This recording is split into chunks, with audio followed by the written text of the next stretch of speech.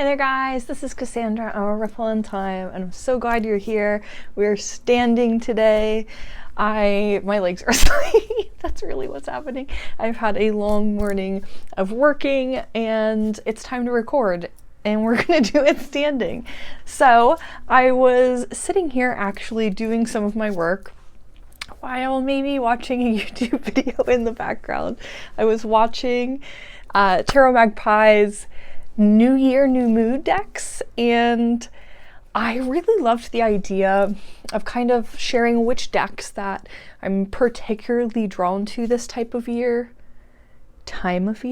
But I'm really still feeling like in the thick of winter. It feels very, I don't know where you are right now and how it feels where you are, but it is in like the single digits here and with wind chills below. So it's horrible. It's horrible outside and I hate it. That's how January is going for me. I don't know how it's going for you, but I am trying, here, this is so funny. So how I feel is like somnia. That's where we're feeling, but I can't use somnia right now because it's too dark and dreary with the outside being so dark and dreary. So then my natural reaction is to, well, let's go bright and exciting. But then those decks feel like almost incompatible. I don't know if that makes sense, but if I lean too far in the other direction, it feels like when like someone's trying to smile and make you happy and you're like, you don't think it's working, I don't think it's working, it's like, it's not it. So I think I've met somewhere in the middle. I'm using some darker decks that don't feel as depressing. One, I will say that, as always, I am leaning heavily on Outgrow Yourself. This is the box I have of like the extra deck, but as always, it's living. Oh, what are you doing? What are we doing over here? But as always, it's living in its little bag, telling me what oh my gosh, I needed to hear this so bad yesterday. Every day, in every way, things will be better. Come on. Outgrow Yourself is really out here single-handedly trying to save the world. And I love you. Actually, let's look at some Outgrow Yourself. I think this is the probably most talked about deck on this channel. It was very high. I won't tell you spoilers, but it was very high on my top 10 tarot decks of 2023, even though it's technically also an oracle deck. If I would have considered that when I did my oracle decks, I would have also ranked it very high. So it's probably not fair if it was like super high on both lists. So we'll just let it live on the tarot list. But also as an oracle deck, it is within the top 5. So top 5 in both. I love it. It's actually, I was watching the video and she did agree that it has this like supportive in like a kick your butt kind of way. I definitely agree. It has some like really great messages like everything will be better and every day and like every way. But also there's like, don't drown in a glass of water. What you focus on will grow. Like there's so many good, pain is growing. So many good, like not as peppy, but boy, oh boy, does it always save my life. Next, actually, I just started this week getting back into this. I was telling you guys in, I think the 10 decks of 2024 video about how I want to get back to my original deck. This was the first tarot deck I ever owned. This is the Circo Tarot. And I'm really excited to get back into it. It gives me dark but also like it gives me good mood vibes at the same time. I just really love the energy of this deck. I am so much more capable of reading with it now than I was when I first got it, and I'm really excited to see where our relationship grows and goes to. It's my vibe. It's just so, I love the Judgment card in this. It's just so, you look at those little ghosts and you tell me. You tell me. One of my favorite cards in this deck is the Star card. I think I showed, she's just beautiful. She's beautiful and I love her. And it really just gives me happiness and joy to like have it again. Another deck that I've been really excited about lately is the Iris Oracle. We were talking about this in another one of the videos about how one of the creators I've been watching on another platform really loves this deck. She uses this deck a lot. I also really love Mary Evans. Spirit Speak decks are just, and again, another one of my vibes. I'm getting this back in stock in the shop. If you don't know what the shop is, I have a tarot shop. It is going to be in the next video, I think, a whole video about what is a Riffle in time and the shop. But just a little PSA there. I really love this deck. I'm happy to have it back in stock, and it's just a vibe. Again, there's some darkness in there, but in such a like funky, cool way. It's really super supportive. I love the guidebook. It's a good deck. And I really love to watch Asia use it. I think that especially with like the intuitive guide kind of energy that she brings, she really does such justice to that deck and like revitalized my love for it. Which deck are we gonna do next? The Ritual Tarot is definitely not a feel-good deck in the same sense, but this is kind of closer to Somnia. I think it is helpful though to me that I'm just really excited and this is really new to me, and I have some visions on how I want to be using this deck and how I'm going to be using it. So I think it helps there. It is definitely not a super cheery deck though. It kind of matches more of what the outside is for me. And it lets me get close without too far over the edge of that like winter vibe. I think it's just absolutely stunning. And this is really going to be so good for me, like at least right now, because I'm in like a journaling kick. I will rant and rave about this probably in the monthly favorites video, but I've been journaling this beginning of the year and it's definitely like my thing right now. So I'm really loving having that for that space. I have a lot of things I'm going to do with it and I'm just really, really excited. The next is a pair up that I talked about wanting to do between Reclaim and Poesis. So I did this for the first time. Was it yesterday or the day before? I've used these both actually this time of year in its own vibe, not together. Like I'm naturally use these two, but I wanted to use them together because I felt like I could do this really cool thing, and it was even cooler than I thought. Was I wanted to pick a card from Poesis. So we'll look at Poesis first. I wanted to pick a card from Poesis or however I might be mispronouncing that, but there are poems that are correlated with each of these cards on their like digital library. And I pull a card, I take down my initial feelings, then I read the poem, again, initial feelings. So what is this bringing up for me? How does it make me feel? And then I'll give you a couple more cards of this like funky cool deck.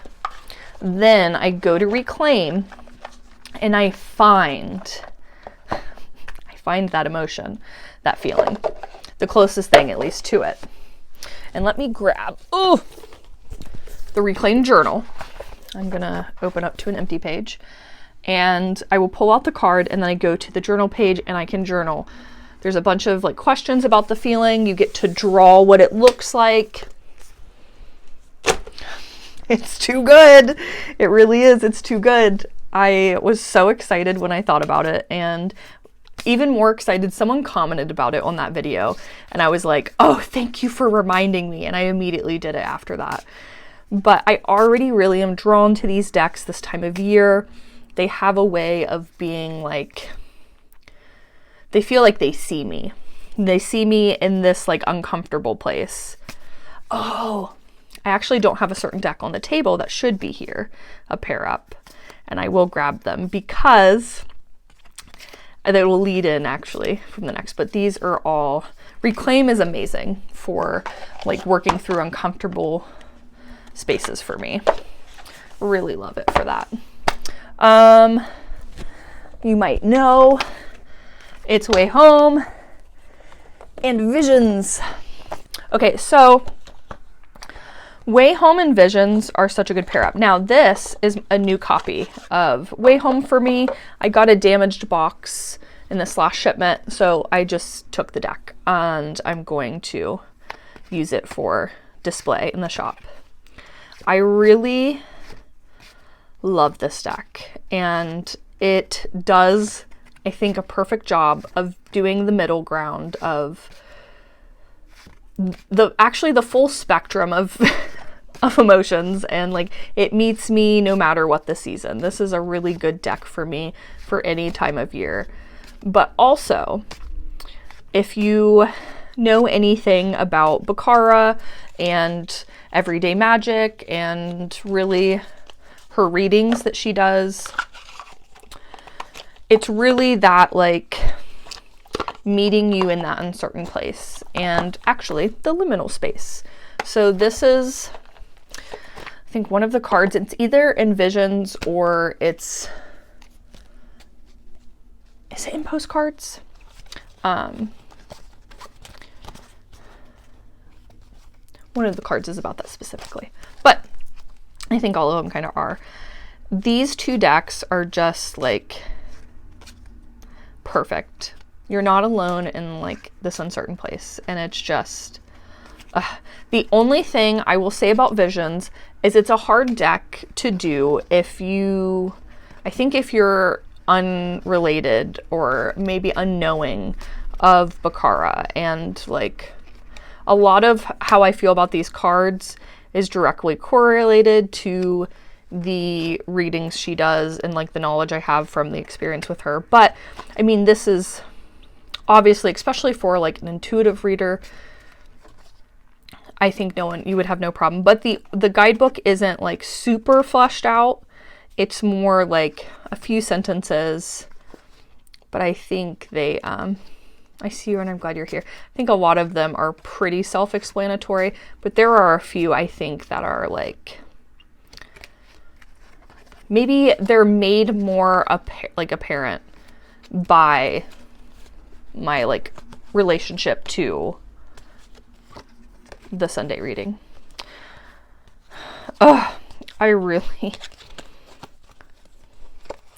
really do love this deck though.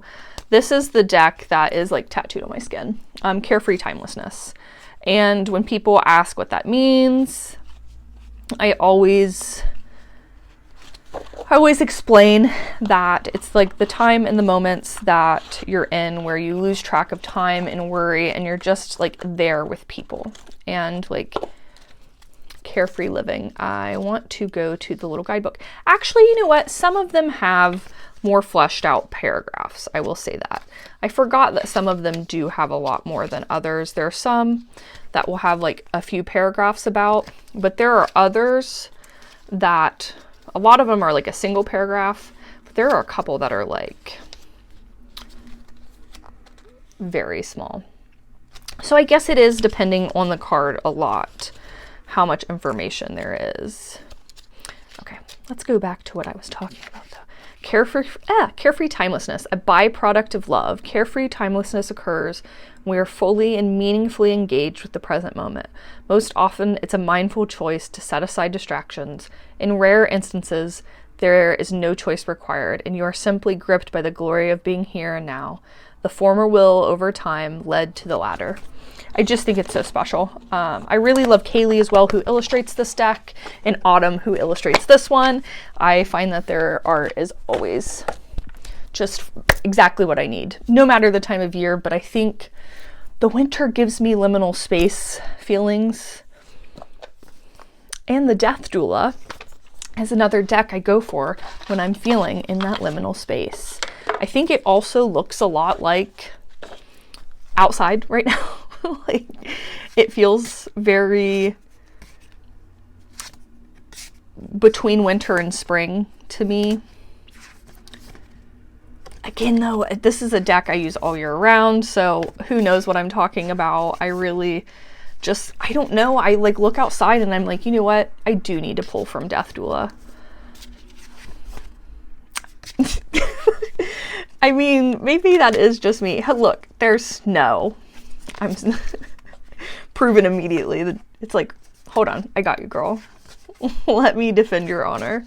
But I've talked about before how much this deck has like another like little white book kind of guidebook, but I think it packs such a good punch. Some of them, again, are sentences or like just a paragraph. Others go a little farther, but like most of the cards have like an actionable step or some kind of like spell or what have you. There's meditations, there's all kinds of things in the back that reference through, but this deck just gives me maybe kind of like liminal space, that wintry vibe of like, it's not quite yet spring, but there's hope. Maybe we'll do a whole video just about the Death Doula next time, because I think it could use some extra shining a light. I also have a giveaway coming up. I think I have some things in the pot, but I want to do the Death Doula. Was one of my tops of Oracle decks of the year last year, and I want to try to get together with a couple of the creators of my favorite decks from last year and try to do a giveaway. I'm pretty certain I can make something happen. I think it would be really cool to like have everybody find the actual creators and follow them and me, and just like us all hang out together. Next is Smoke, Ash, and Embers and the dragons. It's cold outside and I just need the warmth. I don't know. They just meet me here. I don't know. I feel like I should just go outside and ride a dragon home. That makes no sense, but that's what it is. I think I just imagine like this like desolate place that's outside and there's just a dragon.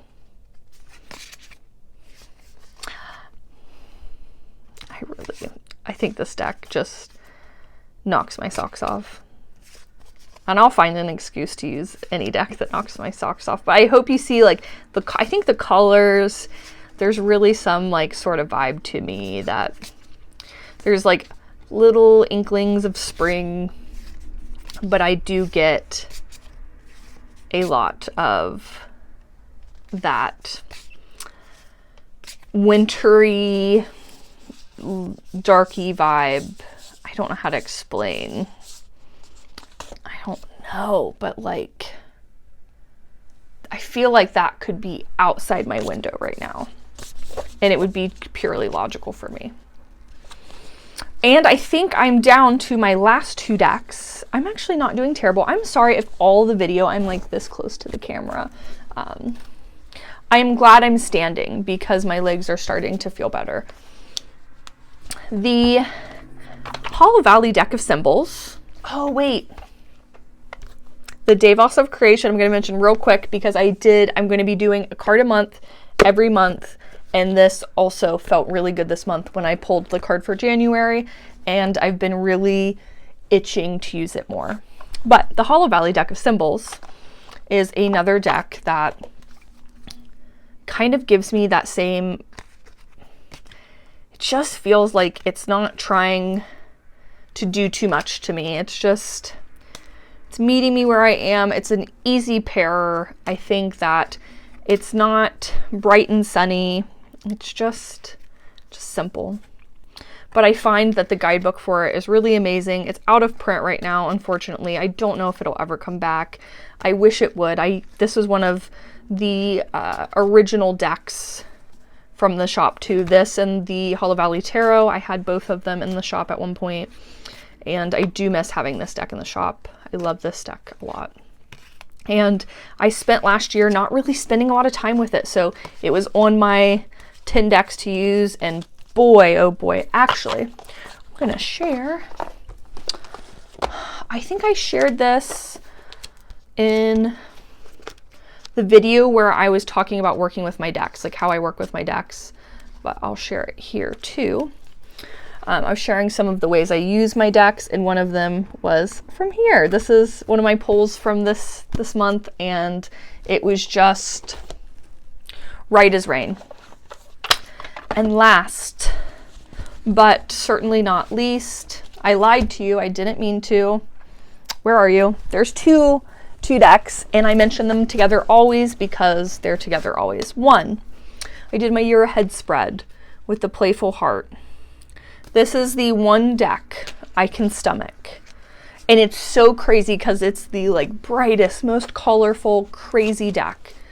But it's like the one deck that like, it doesn't feel like it's trying to be happy for me or make me feel better. It just feels better. It's just happy, and it's with me. And it just lets me be in my feelings and feel how I feel. But another deck that meets me how I feel like. This is like meeting me in the space. I work with like grief work and like inner child work with these two decks. This grief, this inner child, but Playful Heart is a good pick-me-up. This is from when I'm just like, I can't, like I need someone to sit with me and like an uncomfortable space. Oh, just a delight of a deck. I love Alexa. Love Alexa Luna Studio, where not only does she offer this deck like I do, she offers her deck, but she has her full-size guidebook for it and also pottery. And she's just a lovely human. One of the good ones, I think I did a thing here. I'm not sure. Today feels like a strange, erratic video. It's just me really over-caffeinated, way too tired, and having a flare-up. But I love my decks. They get me through the winter, and the rest of the year we're usually just like together. But boy, do they pull some weight in the winter. They pull me in the winter. They help lift me up. I love a deck that really just sees me through. And these are some of my favorites to see me through. I have a lot of decks on the shelf that I also use, but these were just the ones that felt like winter. They felt like what I've been drawn to this month so far, and like maybe a little of last month too. But really, there's something about the January that has me looking for decks that can support me. So I would love to know what decks are supporting you. I would love to know just that you're on the other side, screaming into the void with me. And I see you soon.